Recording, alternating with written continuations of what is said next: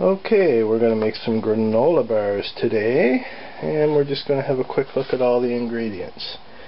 Some rolled oats, 4 cups, some oil, I use olive oil, some dried fruit, you can see apricots, prunes, and some craisins, and you can see a couple of eggs, a couple of bananas, a pear that's kind of shriveled up, but that's okay. You can see some apple wedges that the boys didn't eat in their lunch, and they've been sitting in the fridge for a while, but even though they are a little bit brown, they will still be just fine in granola bars. And in addition to our rolled oats, we have some flaked barley, and we have some honey, which is still creamed here, you can see, because in fact we buy our honey in great big giant tubs like this from a local beekeeper, and as you can see, this tub is almost empty.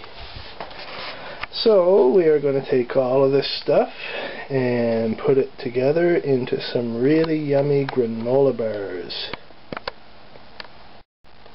Oh yes, and one thing I forgot is the nuts or seeds. You can use nuts or seeds. Here you see we have a huge bag of sunflower seeds and a bin of flax seeds. Sometimes we use nuts, sometimes we use seeds, sometimes we use both. Really just depends on what you want to make. So we put the honey into the microwave oven to decream it and liquefy it. It simply makes it easier to measure this way.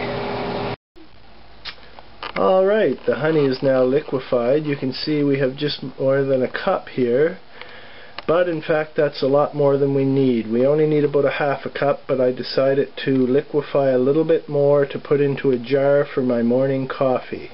So we are going to use about a half of this cup of honey.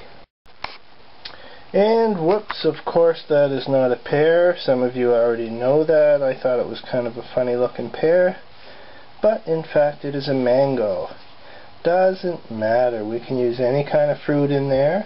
I discovered it was a mango when I tried to cut through the end and I hit the pit very quickly. No problem at all, we can use any kind of fruit we want.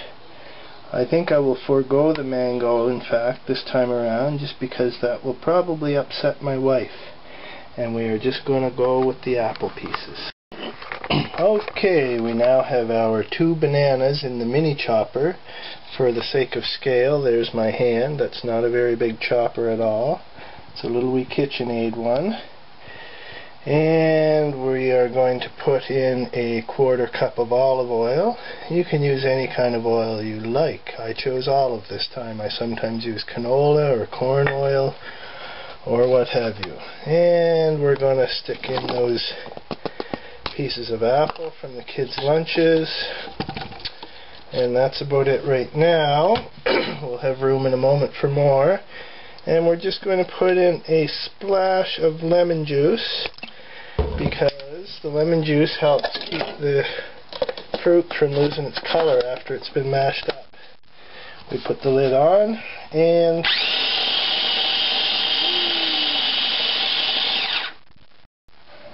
okay, it's all liquefied very nicely, so we can add some more apples. In they go. Put the lid on.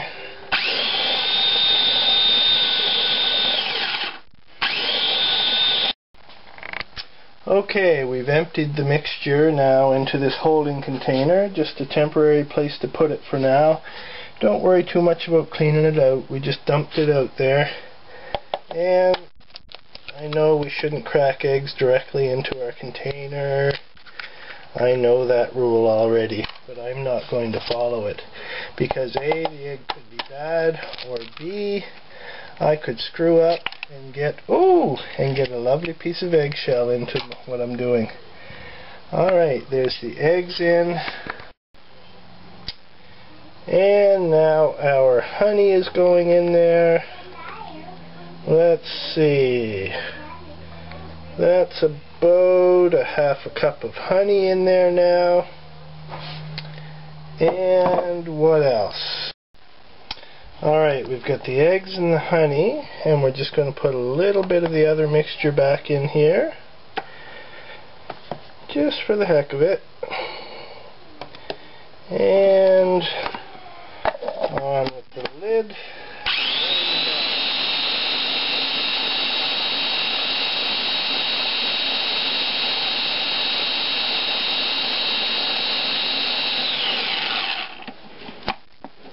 Let's see. Looks lovely. Alright, so now all of this gets dumped in there with the rest of our mixture. Whoops! Just a place to hold it for now. But in fact, we are going to give that a good mix. I'm going to rinse that. I'm going to give this a good mix just to make it uniform. There is a method to my madness here, because we're going to use some of this goop to help us puree the nuts and fruit and seeds, just to add a little bit of lubrication to the mini chopper when we're pureeing the other stuff. And because it sets in here for a little while before we actually use it, that's why it's important to use the lemon juice, because the lemon juice will help keep it from oxidizing in the meantime while it's just sitting there doing nothing. Okay, for the dried fruit this time around, you can see we've got 10 dried apricots, 10 prunes, which are dried plums of course, and roughly the same amount of dried cranberries. We are using Ocean Spray craisins. Maybe Ocean Spray would like to sponsor us. So, in they go to the mini chopper. Away we go. Now, if we try to just puree that by itself, it ain't gonna work. We discovered that the hard way. So we add a little bit of the goop. Away we go. And whoops, on with the lid. Whoops. There we go. On with the lid, and whoops. Oh yes, it's a rough ride. It's a very rough ride. You want to hold one hand on top, which I can't do right now.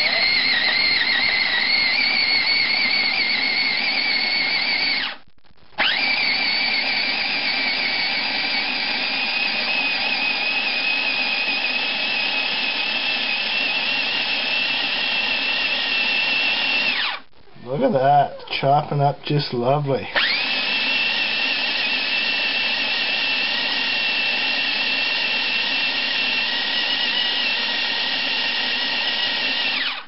Okay, I do believe that it is ready.